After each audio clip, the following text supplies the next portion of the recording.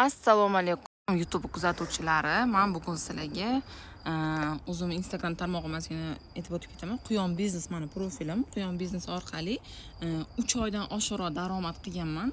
1 yil davomida o'zi quyon biznes bilan shug'ullanganman, lekin men jaydar quyon bilan vaqtimni o'tkazib yuborganman. Prostoy quyonlar boqqanim uchun foyda ko'rmaganman. Keyin men o'sha parudali, yaxshi привозной quyonlarni boqqanimdan keyin, foydasi, daromadi yaxshi bo'lgandan keyin 3 oy ichida mana qilgan daromadimizga o'sha imorat quryapmiz. Fundamentlarni ko'rishinglar mumkin. Qalin yaxshi qilib qo'yilgan.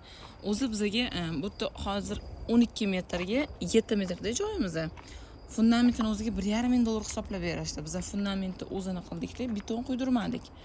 O'shanga bizga sal arzonroq tushdi. Keyin biz bu yoqqa ozginagina o'zi shlakablok termoqchi edik. O'sha qo'ygan ham shlakablok yarim devor bo'lib ketdi. Xullas, shu holatda bu yarim devorimiz bor edi. Biz bu yoqqa yarimiga qurdik. Shu holatga kelguncha где-то 30 million atrofida pul ketdi. Bundan tashqari bu zinalari bor.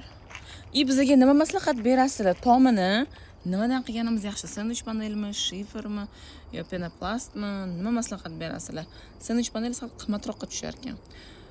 Bizga yana bitta taklif kerak. Biz gofra qilganimiz yaxshimi yo konditsioner qilganimiz yaxshimi? Hozir mana yozda oxirgi oyi, avgust oyi bo'lsa, ozginadan keyin biz уже pechka yoqishimizga to'g'ri keladi. O'shaning uchun bu yerdan bitta devor tortib turib, gofra qo'ydirganimiz yaxshimi yo konditsioner qo'ydirganimiz yaxshimi?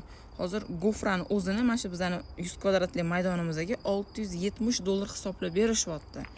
Biz undan ko'ra konditsioner qo'ydirganimiz yaxshi emasmikan deb o'ylab qoldik. Lekin konditsioner quyonni shamolatib qo'yishi ham mumkin. O'shaning uchun juda ham biz ikkilanamiz. Sizlar nima maslahat berasizlar? Kommentariyada izohlarda qoldiringlar. Bu men uchun juda ham qiziq va muhim. Mana o'zi eski quyonxona bu yerda. Ikkita garajni o'rtasida qilingan. Vremyanka shotdan foyda qilib, mana bu yerda imorat qildik. Shuni foydasiga zinalarni ham hisoblashgan. Har bitta zinani 120 mingdan qilib berishdi. 15 ta zina. Lekin kastini zo'r qilib berishgan. Sizlarga quyonxonamizni ko'rsataman.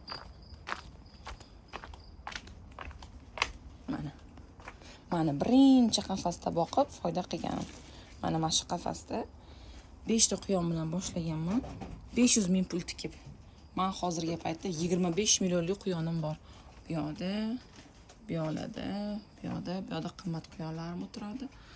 Shunaqa 25 millionlik оборотga quyonlarim o'zi olib chiqqan. Bundan tashqari yana 30 millionlik qurilish. Xullas 3 oy ichida 50 millionga yaqin оборотga olib chiqqan bu biznes. Endi ani kasha pampers uyga ketgan anaqalarni hisoblamaganimda, uyga ketgan rasxodlarni hisoblamaganimda, men qanaqa quyonlar boqaman? Italyanskiy hikoldan boshlaganman. 1 oyligi 100 ming, 2 oyligi 200 ming. Bulardan keyin karliklarga o'tishni boshladim. Mana bu ona quyonlarim karlikdagi. Bu yerda meni kichkintoy erkaktoyim angliskiy mini lopim bor.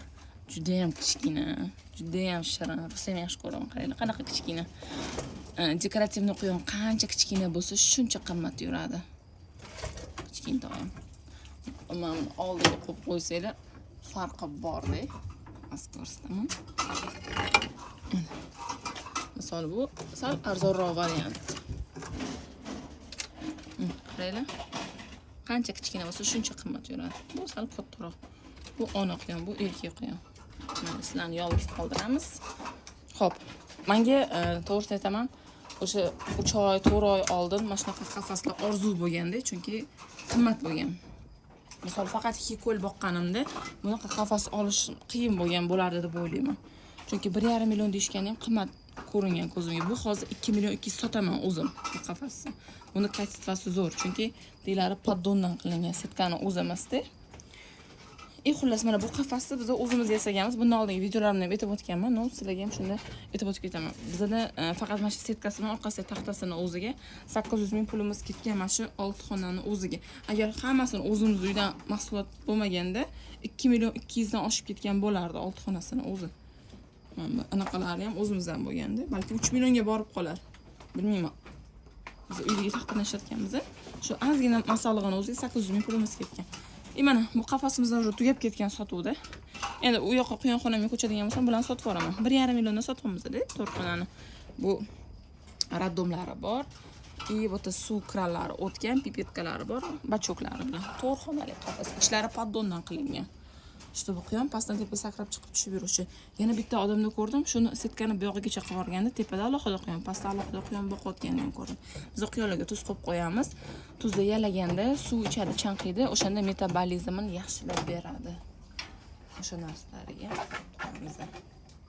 Xullas shunaqa. Ham buni karmoshkasi setkali qilib ishlangan. Ovqatini ushoqlari pastga to'kilib tushib ketadi.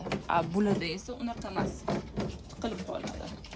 6 xonaligimizda 2 million so'm. Buni ham shu quyonxonaga ko'chayotganimizda sotib yuboramiz-da. Hozircha sotilmaydi bular. Undan tashqari menda